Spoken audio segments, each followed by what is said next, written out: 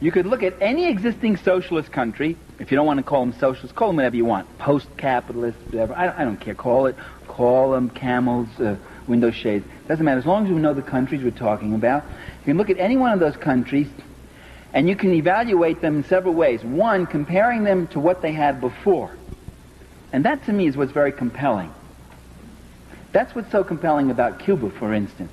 When I was in Cuba, I was up in the Escambray, which is like the Appalachia of Cuba, very rugged mountains. The people, very poor they were. And I said to this campesino, I said, "Do you like Fidel?" And he says, "Sí, with all our souls." I remember his gesture, with all our souls. I said, "Why?" And he pointed to this clinic right up there on the hill, which we had visited. He said, "Look at that." He said, "Before the revolution, we never saw a doctor. If someone was seriously ill, it would take 20 people to carry that person, because you'd go day and night.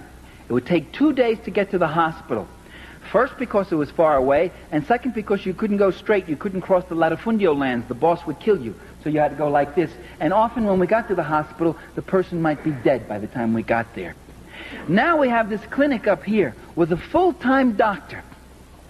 And today, a doctor in Cuba, when you become a doctor, you've got to spend 2 years out in the country. That's your dedication to the people. And a dentist who comes 1 day a week. And for more serious things, we're not more than 20 minutes away from a larger hospital. That's in the Escambray. He said, that's freedom. We're freer today. We have more life.